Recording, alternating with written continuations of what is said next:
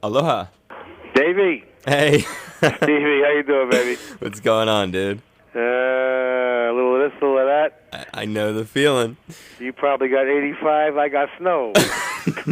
That's what's going on. It's the typical thing. I want to be where you are. I want to have you here. I know. One of these days, man. I'm telling you, I'm going to get there, but I'm never going to leave. It's my problem. Well, you'll have a good place to stay, that's for sure. I hope you got a nice big cot somewhere. Dude, my living room is waiting for you. It's hammock. Screaming. Ocean view, too, little Steve. Give me a hammock in between two trees. I don't care. I'll put you right on my balcony. It's K-Poi 105.9, the Big Kahuna. Honolulu's on the Classic Rock, the Workforce Afternoon. Dave Lawrence here. And today we're joined by a returning guest who is back for his third appearance on the show. You can see a photo of him backstage at the Cream concert that I went to in New York City on our website, kpoifm.com, under pictures from Bruce Springsteen and the E Street Band, The Sopranos, a celebrated solo musician, actor, producer, writer, and DJ right here on 105.9 every Sunday at 10 o'clock. The man himself, little Steven. Aloha. Aloha, baby. Who wishes he was there in person? I'm wishing I had you here, but at least we get you back on the phone, and thank you for taking the time, brother. No, anytime. You know that. It's a pleasure, and it was nice to see you in person at those Cream shows at Madison Square Garden. I was with Carmine Appice, and we turned a corner, and there you were with Billy Joel and a bunch of folks. Yeah. The Cream kind of brought everybody out. That was a crazy night. Yeah, it was. They don't play too often. Once every 30 years. It's like the Cream comet coming through or whatever. That's right. What'd you think of the show personally? Well, it was great. It was just great to see it because I'd never seen them live. I had been outside the Cafe A Go-Go looking through the window. I couldn't get in when they played the first time around back in 67 or so. So it was kind of fun to actually see them live. Ginger Baker was just a revelation for me. He's just, one of those cats that just, I wish every drummer could see, every note counts, and I love drummers like that, It's sure. just kind of like, you don't see that too often anymore. But, I thought, for $400 a ticket, they could have dressed up. I wasn't grooving on Eric in the black T-shirt and baggy jeans. You know what I'm saying? Especially considering the sporty attire you had on that night. Well, I'm saying, $400 a ticket, put a shirt on, baby. You know what I mean? Like, come on. And he kind of had a weird attitude, but I really didn't think Eric was into it. But that's how I read it. At the same time, I think he played the best I've heard him play in 30 years. I mean, he just was playing his ass off, but didn't look like he was very much into it. And to have that come from you says a lot, because I was thinking the same thing too. And I was thinking that when you watch, do you have the DVD of it?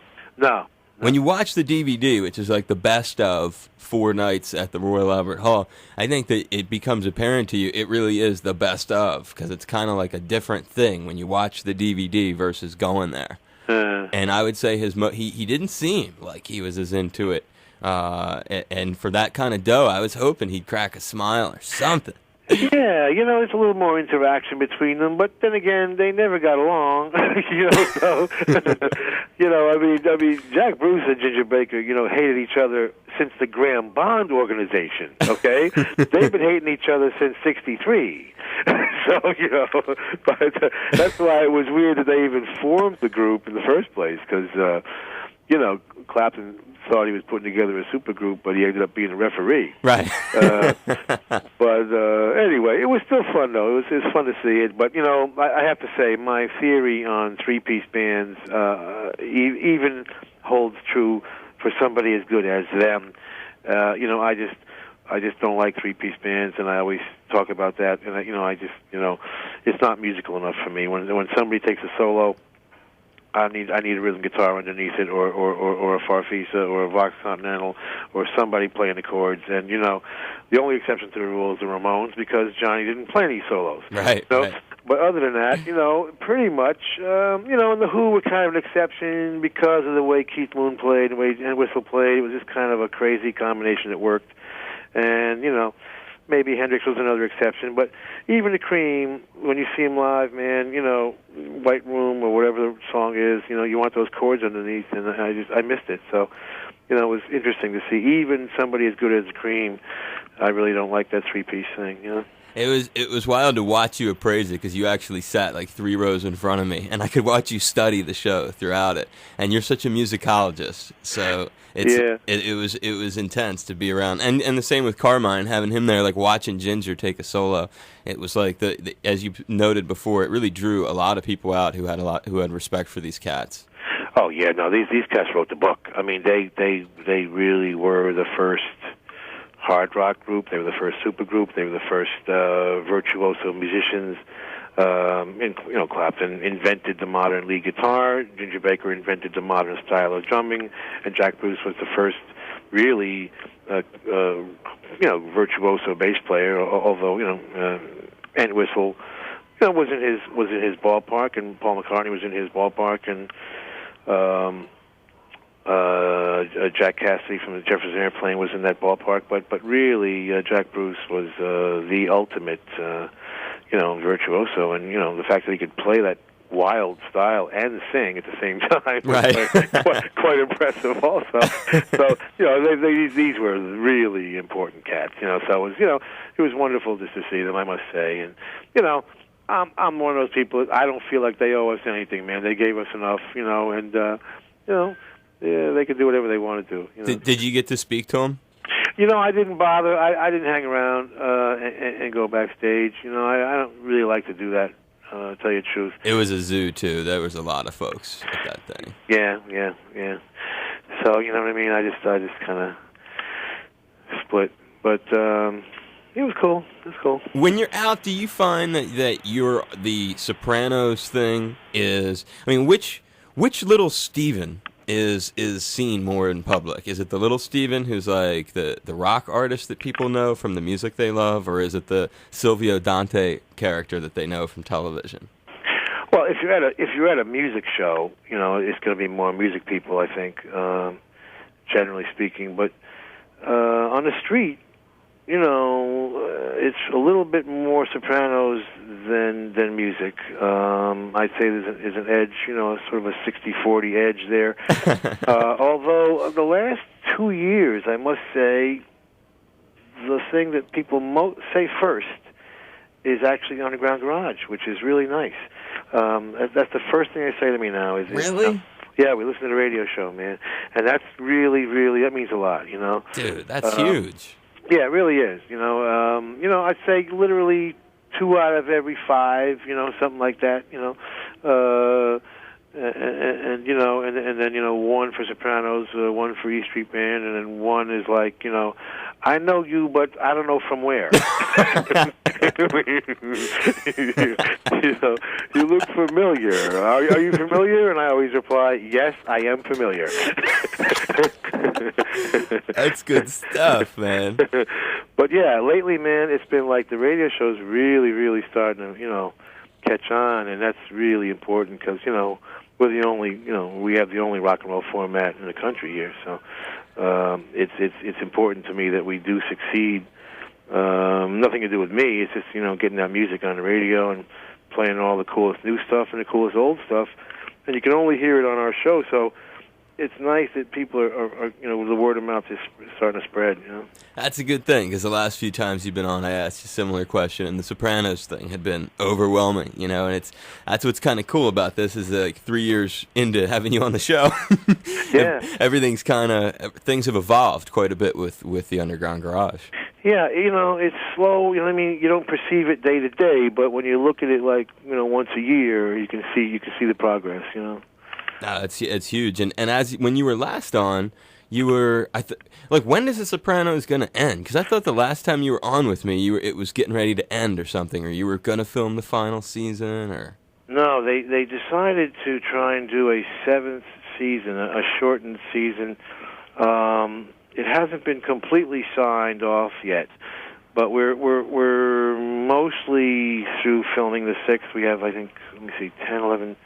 We have 3 more shows to shoot this year, which will go on in March. And then the one plan I saw was to take a 3-4 month hiatus and then come back and do a final 7 or 8. Okay. Shows, and that would be going on like early 2007. Now, hasn't been completely signed off yet, but it looks like that might happen. A 12-show year, 12 episodes this year, and then maybe 8 next year, and that will be the end. You know what it reminds me of, kind of, little Steven? In a musical way, it reminds me of like the Eagles' farewell tour. It's like it never quite comes to an end. I wish. There's like another leg. It just keeps happening. You're like, it's the long goodbye. Well, no, nobody ever really thought it was the end of Sopranos. It took 2 years in between seasons, so everybody was like, where'd those guys go, But there was nothing to that. It was just taking 2 years in between seasons. It wasn't anything to do with renegotiating or anything. Right. So we'll see. They probably will go to that shortened 7th season, but that most likely will be the end. Unfortunately. I think a lot of your fans, I think the Underground Garage, perhaps one of the reasons it's gotten so popular maybe is when there's a vacancy of getting your dose of Little Steven through The Sopranos, you've got the show every week, and you have just such a charismatic way of presenting the show each week and the stories, and your dialogue is unlike any other on the air. So maybe that has helped you to take that little hiatus. Maybe. I don't know if it's the same audience, to be honest. I mean, I would picture the Sopranos audience being more into, Tony Bennett and Frank Sinatra, to be honest.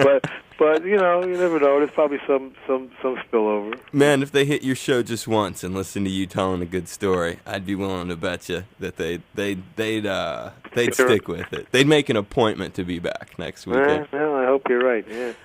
I was this past weekend. I've been last several weekends. I've been digging into my Tracks box set, and I kept seeing like these awesome pictures of you from different eras. And I was going to see if you would be willing to play guest DJ real quick and pick out a tune from this thing that I could throw on. Oh, definitely, man. That's all I play really on my show. Is disc 2 of that Tracks box set.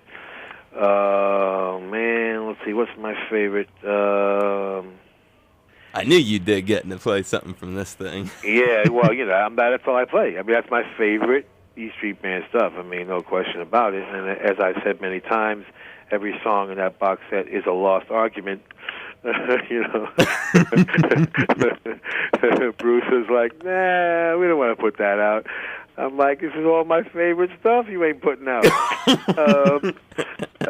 Let's see. We could play... man, you know what's cool is Mary Lou. Let's play Mary Lou.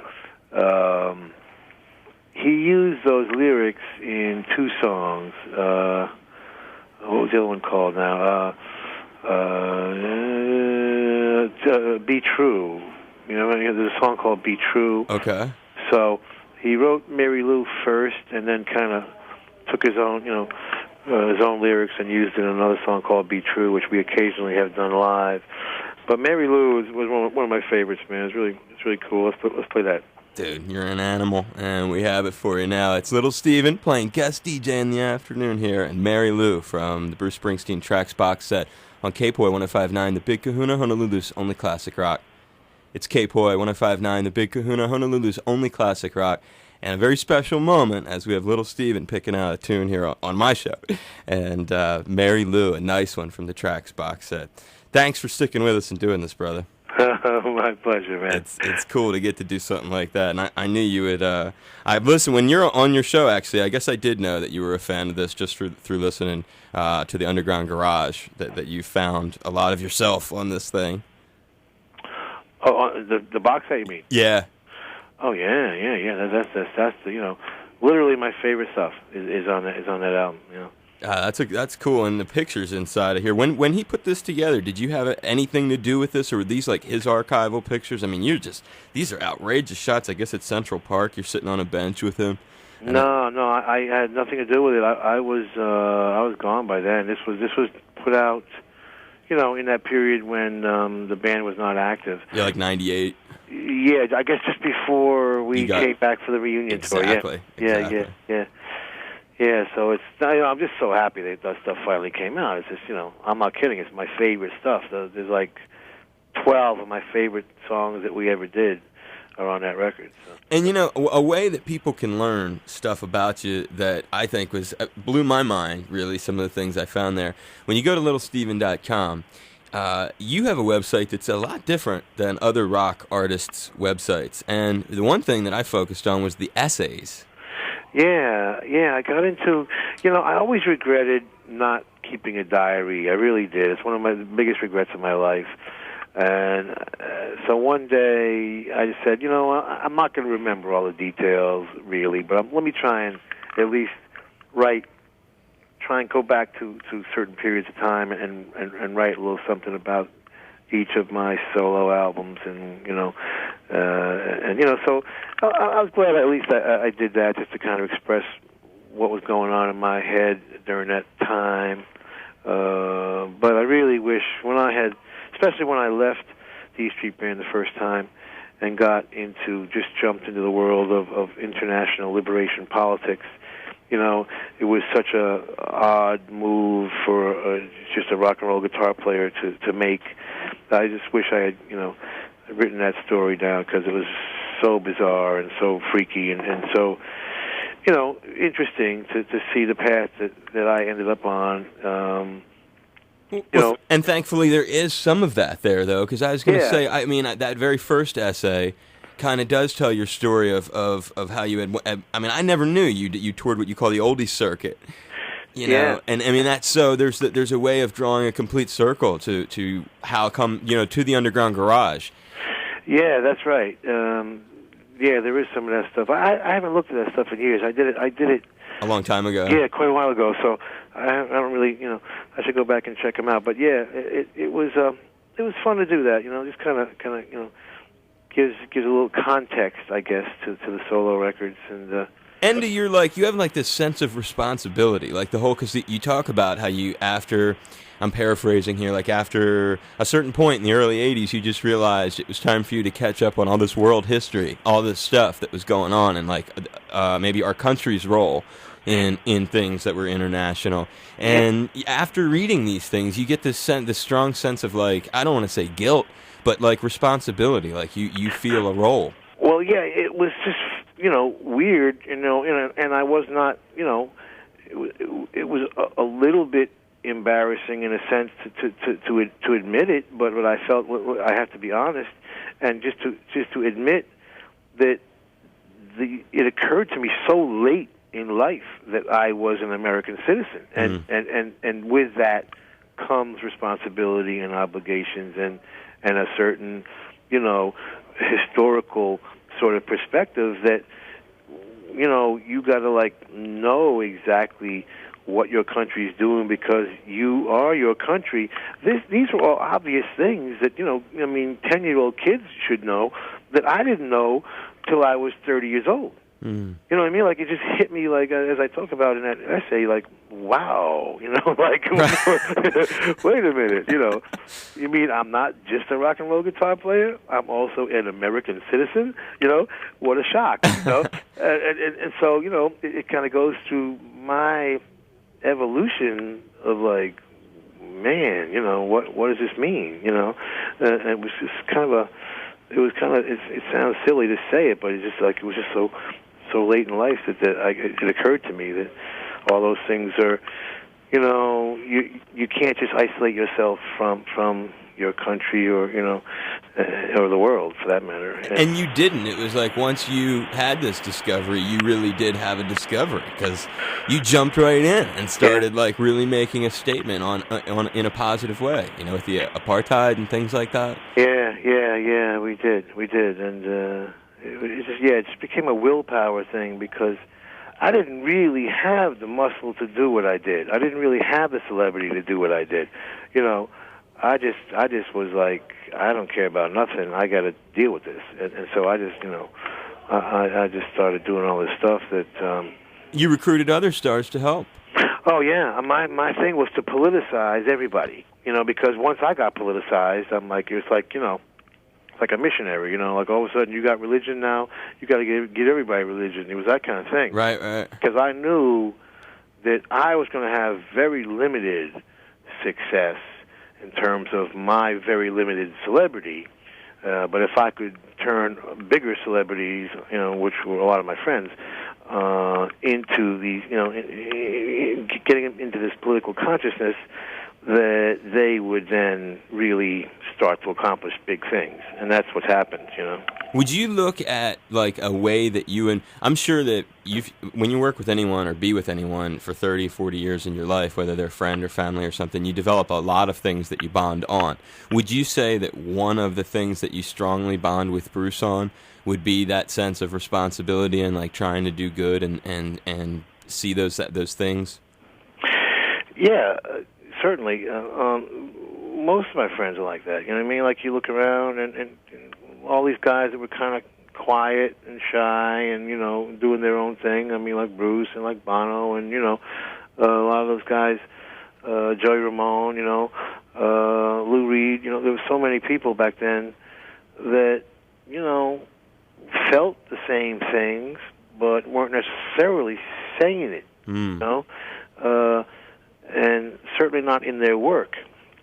And that was a trick, you know, like, let's not only say it and demonstrate and have concerts about it, let's write about it, and, you know, and that's when, you know, Jackson Browne, you know, wrote Lives in the Balance, you know, and, you know, Joey Ramone wrote Bonzo Goes to Bitburg, and all of a sudden these political songs start coming out, you know, and it was like, it was a feeling of, you know, accomplishment in that sense, you know, that you know, okay, let's make political consciousness part of our everyday routine rather than some annual big benefit concert or something. Let's do it every day. Let's be involved every day.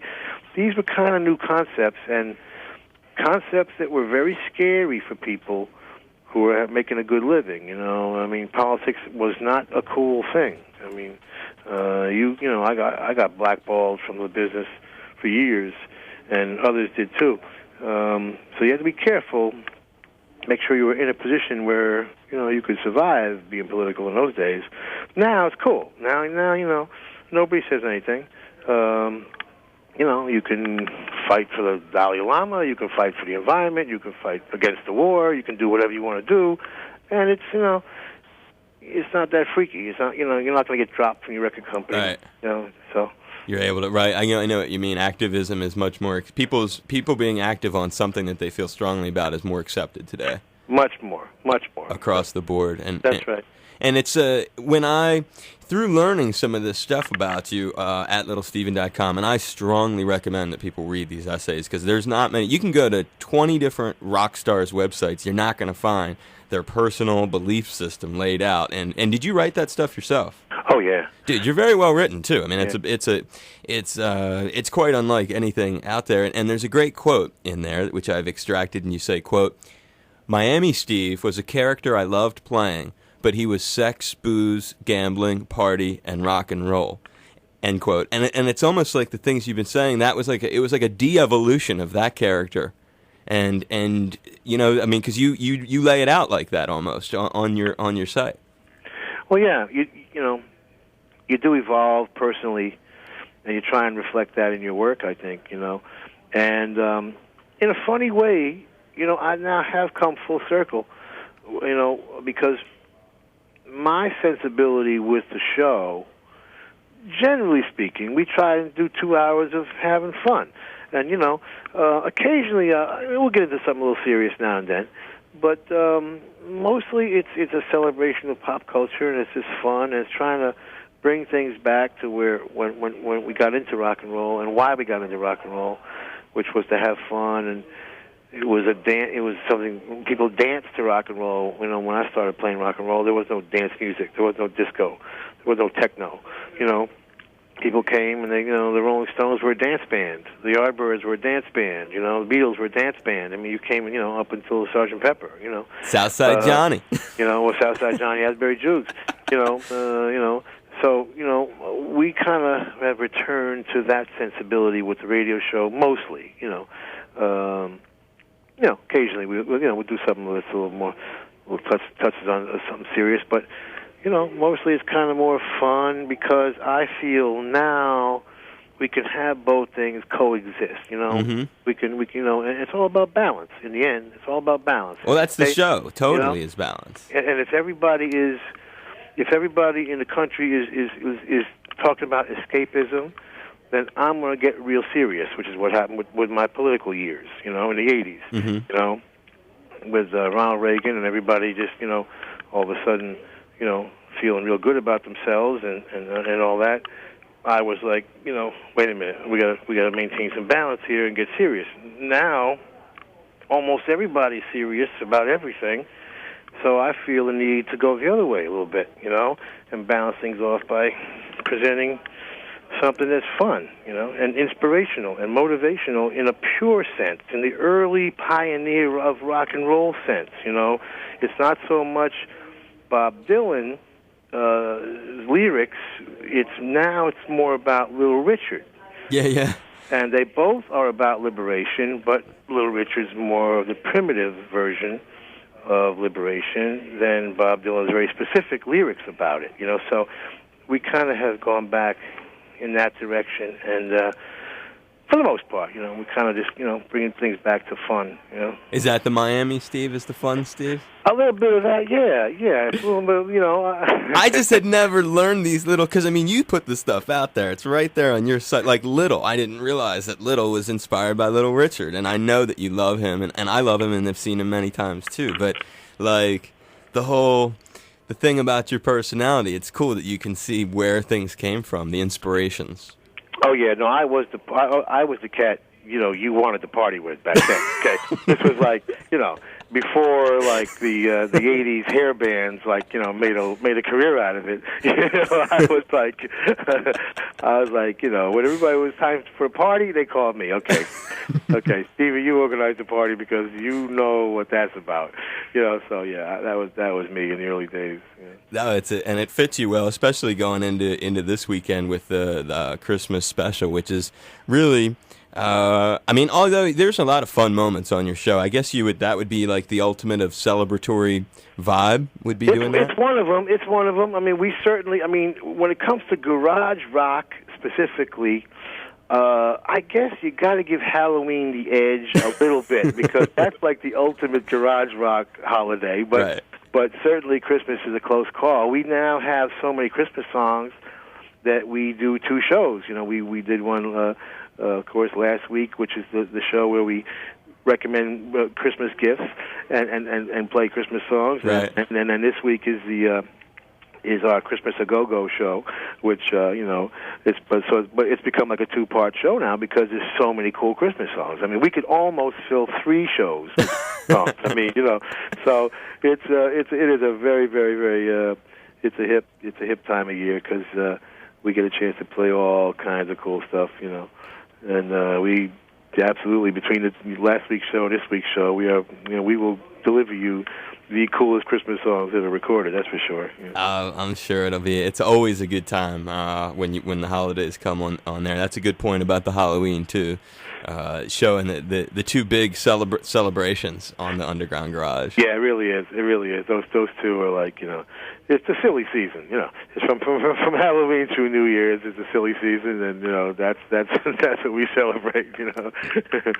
So. It's good stuff, and I grew up in the Philadelphia area, so to be this far from home and hear when I turn on your show and I hear like your regionalism, basically, it feels like I'm at home every time I listen to you talk. So it's like it's a great around the holidays, especially for me. That's my own personal way of extra connecting to the show because it's that down home vibe. Well, a gigantic mahalo to the cat whose Christmas special you're going to hear on Sunday night at 10 o'clock, only on K-Poi 105.9, The Big Kahuna. And thank you so much, little Steven, for being willing to take a bunch of time and be my guest again. My pleasure, Dave, really. I wish I was there with you, but, you know, as soon as Christmas season's over, we got to go back to surf music just to celebrate you. Hey, I'd love that. If I tune in and I hear that on the show, baby, I'll be loving that. Well, from me to you and from all my listeners to you, I wish you happy holidays, and I hope for a healthy, positive new year for you, little Steven. Thanks, man. Same to you and all our great listeners out there. And, you know, once again, it's always gives me a lot of pleasure and pride to be a part of your DJ family. So. How's this interview sound? Is this okay for you? Of all the people you get to talk to, is this interesting to you? Do you get are you nodding off when you're talking to me? I don't do that many interviews anymore. You know? Really? No, not really. Not really. I'm too busy, you know. I mean, unless I'm talking about something specific, like trying to save CBGBs or whatever, you know, then I go on a media, blitz trip, blitz. But no. This is something, I just, I always like talking to you, and I don't do it that often anymore, Well, it's a pleasure having you on, dude. I love it. I'm giving you a big hug from far away, and when you talk to Mark Felsot, give him my happy holiday wishes too. You got it, man. Take care, little Steven. All right, bye-bye. Aloha, brother. Hey, baby, this is little Steven. You may know me from the E Street Band or from the Sopranos, but right now you're with the man, Dave Lawrence on 105.9, The Big Kahuna, Honolulu's only classic rock.